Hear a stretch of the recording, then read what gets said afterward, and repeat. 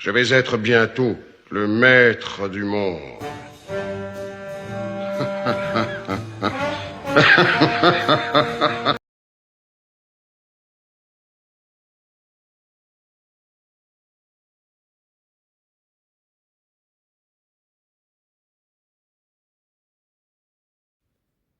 Bonjour, vous l'avez reconnu, oui, Fantomas, c'est Édouard Philippe. Édouard Philippe, réélu au Havre, donc ça nous explique, on a des tas de presse qui nous dit beaucoup de bien d'Édouard Philippe. Oui, il transforme l'essai. Il ne s'agit pas seulement d'une victoire locale, hein, bien entendu, mais d'un signal politique. En En s'imposant dans une ville longtemps ancrée à gauche, il valide une stratégie patiente, celle d'un leader qui avance à son rythme sans céder à la fébrilité ambiante. Oui, tu parles. Fallait s'attendre donc quelques jours, voire plus d'une semaine après le second tour des municipales et la réélection contre, je crois, un candidat communiste d'ailleurs, comme il a été réélu comme maire du Havre. La Macronie poursuit toujours la mise en orbite d'Édouard Philippe. L'offensive est multiple pour booster un candidat dont la cote présidentielle ne cesse de s'affaisser depuis 2 ans. Mais les médias mainstream présentent toujours comme incontournable. Et puis donc, les jours derniers, nous avons eu droit à des sondages flatteurs, même une tribune signée par la Macronie, enfin, la Macronie encore présentable, l'annonce d'un grand meeting de lancement fin avril. Waouh. Donc, Édouard Philippe serait seul vainqueur contre Bardella. Enfin, bon, il y a une marge d'erreur. Voilà, donc c'est l'information qui est tombée ces jours derniers dans les oreilles de tous les Français. Édouard Philippe serait le seul capable de l'emporter au second tour de la présidentielle face à Jordan Bardella. Ça serait l'homme providentiel, alors que depuis des mois, cet ancien Premier ministre de la Macronie triomphante ne cesse vraiment de s'effondrer dans les sondages, hein. Et le fait qu'il soit réélu face à un candidat communiste, ça relativise franchement l'espoir, serait stopper sa chute.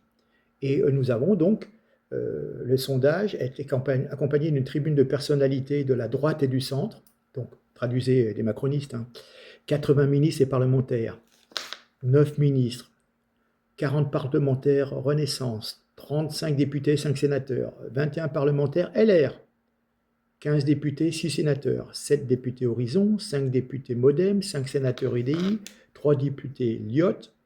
Donc, vous avez vu, il y a des LR, donc signe de l'éclatement LR d'ailleurs, hein. Quelques noms, notamment Maud Bréjon, Vincent Jeanbrun, etc., etc.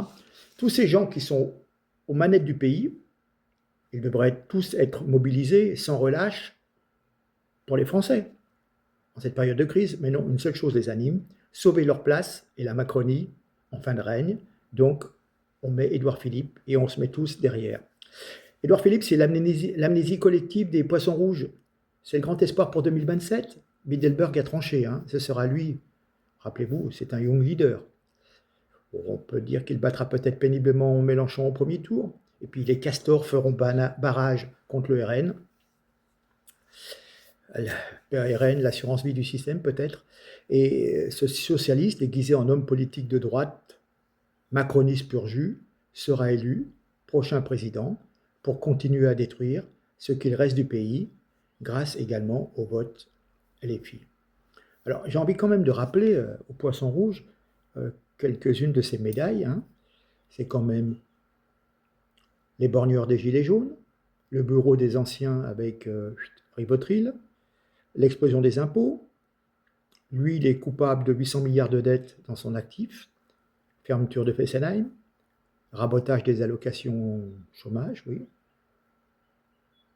Ils ont mis au point, oui, ils ont construit la taxe carbone, toujours des centaines de milliers de migrants qui ont été importés. C'est lui qui s'est occupé d'une mise en place de 80 km/h. Et puis rappelez-vous, son sourire, voire son fou rire devant Notre-Dame en feu. Donc, c'est quand même très délicat comme personnage. J'ai absolument pas confiance en lui. On vous le vend comme un espoir. Oui, un espoir pour ceux qui veulent que ça continue comme avant. Vous allez voir quelques minutes de vidéo et puis réfléchissez, mais on nous prépare un coup. Pour le changement, il faudra repasser, hein. Ça sera la continuité du désastre. Allez, on regarde la suite, notamment avec Alexis Poulain, je crois. Allez, on regarde.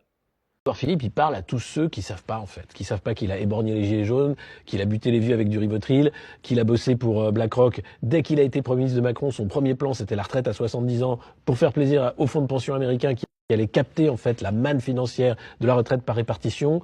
Et bien sûr, c'est une affaire au cul à la mairie du Havre, mais ça, les médias font en sorte de ne pas en parler.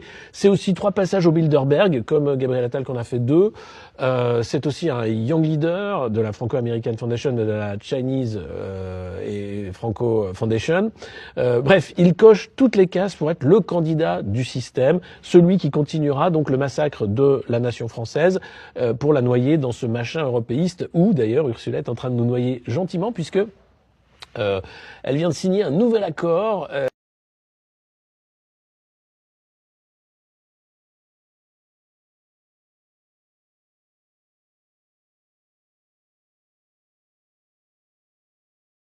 D'abord, je voudrais vous remercier de m'accueillir et vous dire que je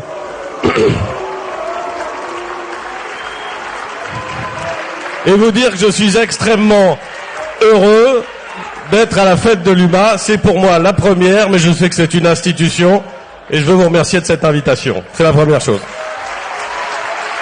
Dans le livre que vous venez de publier, Édouard Philippe, vous évoquez longuement la crise démocratique, vous écrivez « Les démocraties ne s'effondrent jamais brutalement, elles renoncent, elles glissent doucement jusqu'à ne plus tenir debout. Le risque de l'extrême droite au pouvoir, c'est plus une hypothèse farfelue. Les frontières entre une partie de la droite, entre une partie de vos collègues et le Rassemblement national sont poreuses. La gauche estime que le pouvoir macroniste est en train de faire la courte échelle à Marine Le Pen. On avait envie de vous entendre là-dessus, Édouard Philippe, sur la responsabilité de chacun pour éviter le pire.